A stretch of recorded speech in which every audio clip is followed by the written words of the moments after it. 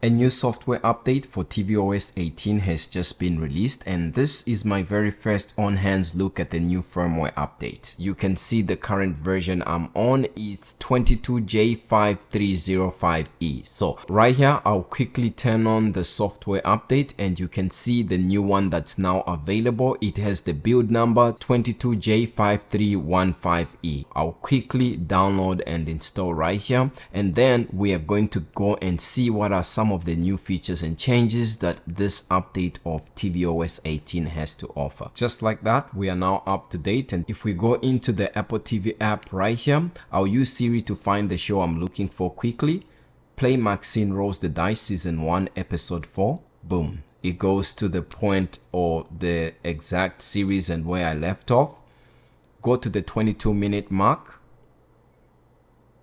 And you can see, boom, it's gone to the 22-minute mark. And right here on my Apple Siri remote, you can see if I swipe down like this, I have the ability to go to the new insight section, and at the same time you have the info when you swipe to the left. But the insight is what we are here for because it's new with this update, and you can see here it shows you the actor's name and it also shows you their actual name in real life. And if you go to the left right here and you are watching a show and at that specific frame that you want to use insight for, there's music playing in the background, you now have the ability to identify the music by just clicking on the mid center of the Apple TV remote. You can see it has added to Apple TV saved songs. And now if we go back to our home screen like this and go to the Apple Music application, you can see on top, if I go to the library section and go down,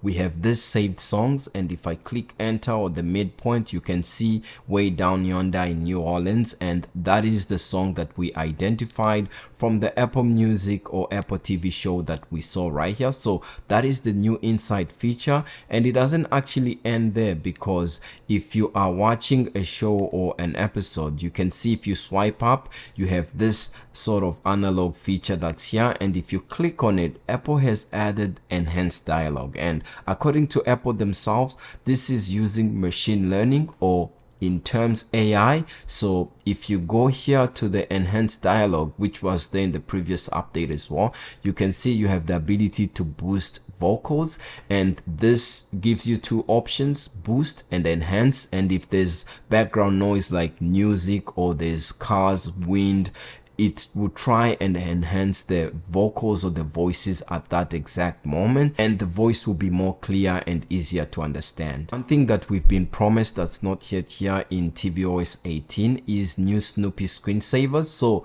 you can see, of course, this update contains the portrait screensavers that basically goes through your photos and selects the best. And if we were to go, for example, into our settings, we'll be able to find the different screensavers. So if I go to the screensaver section right here, you can see my current selection is Ariel's, and it's currently syncing, and I have it start every 5 minutes.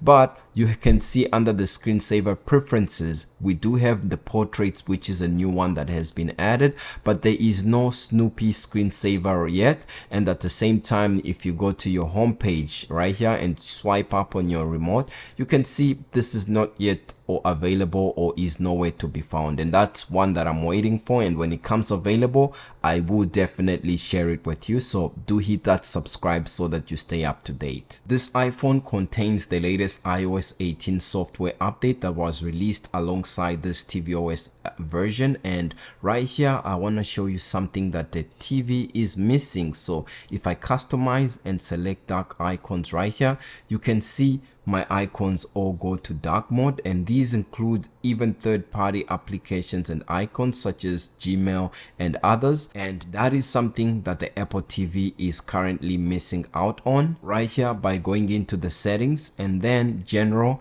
and under the appearance section, I have it on automatic, but if I go to dark, you can see the dark mode looks pretty good, and this is in the settings app. But if you go all the way to the home page, look at the background of the settings application, it doesn't look good. And at the same time, even though I'm in dark mode, and yes, various applications inside will work dark mode, but it will be nice to have dark mode carried over through the various applications here that you see on the home page. That way it won't be much of an eye strain to a lot of users, and at the same time, even Apple's own default applications, they rarely do this. On macOS, you can see this iPhone mirroring application, and look at the wallpaper of that iPhone. Now if I'm to go back here on my Mac and turn on dark mode on the display, you can see by going back to the same iPhone, even the wallpaper actually goes into dark mode, and you can see the attention to detail that Apple is able to do. But of course, enough people have to request for this in order for Apple to even consider it. So this is something that I've actually requested multiple times in the feedback assistant app,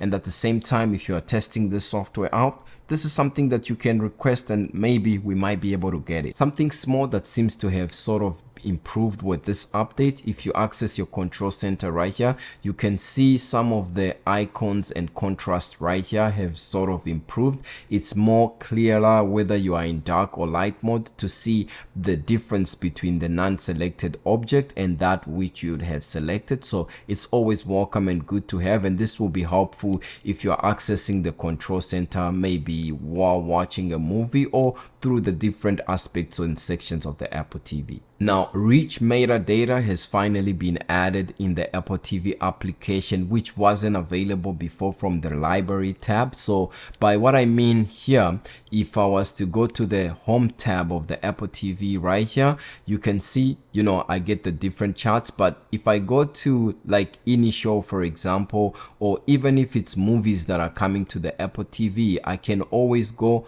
on any here, and then if I press and hold, you can see it now gives me the ability to go to the show without having to play it automatically. So if I click where it says go to show, you can see it doesn't play it automatically, and it gives me very important metadata of this show or movie that I have selected. And before, yes, this used to be available in iTunes, but now it's good to see that on the Apple TV it's now available. And if you wanna get no more information about a show or series before playing it, you can just press and hold, and it does seem to take a little bit of some time, but then you can go to where it says show and you get to see the different information without having to start and then go to the info tab. This is very good, and it's available right from the library. An application that received some minor updates is this podcast application. You can see when you open it up for the first time, there's going to be a new splash screen, and right here I don't have any featured, but yeah, it's good to see that Apple is working on updating this. And at the same time, another application that has been updated is the fitness app. So when you open it up right here, let me just confirm on my Apple Watch, and of course it's now quicker, unlike before where this would take some time. And if I click where it says connect, you can see this actually isn't as fast as before. So even though the prompt pops up faster, it is delaying a little bit right here, but let's give it a few seconds and see how long it takes. Wow, actually seems buggier. Okay, so now it's done, and that's kind of a bug. I'll be reporting it soon in the feedback assistant app. But something that here in the fitness is the different activities that I've added. And at the same time, if you go to the explore tab, you can see there's many new workouts that have been added. Some have to do with Pilates, others are meditation, yoga, and so on. So it's good to see that Apple is encouraging people to stay fit by updating and adding new features as well as workouts in the fitness application. Something too that has been added in the Apple TV app is that if you are watching a series, a show, or a movie where the default language is different from that of your system in settings, it will now turn on captions or subtitles automatically. At the same time, if you are playing a series and then you press back like this, you can see it automatically turns turns on subtitles, and at the same time, if you were to mute, it will automatically turn on subtitles. One of the things that I'm actually waiting for right here when it comes to the Apple TV app, Apple Music, podcasts, and other media applications, I'll show it to you right here, because on the latest update that was released alongside this tvOS software update, if you go into the Apple TV on Mac and go to settings, you can see here when you go to the playback, we now have something for the first time on macOS that hasn't been available, where we have true lossless audio, high bitrate audio pass-through via HDMI. But something that's a little bit odd for the Apple TV is that I looked in the whole video and audio section and some of the TV settings.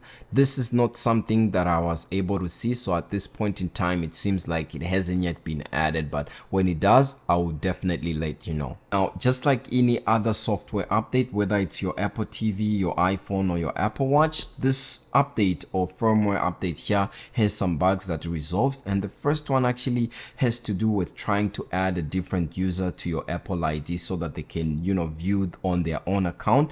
There's an issue that was resolved where if you are doing that from a device that hasn't yet been updated to iOS 18 and it's on any version of iOS 17 like 17.x, it would fail if you are signed into different iCloud account or iCloud or Apple accounts.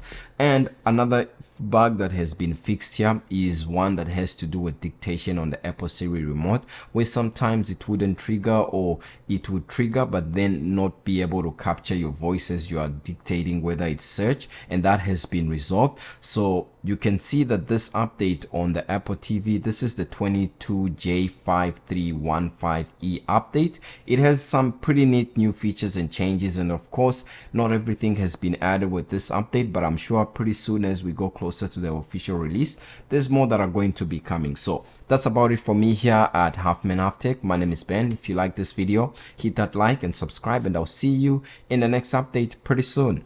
Peace.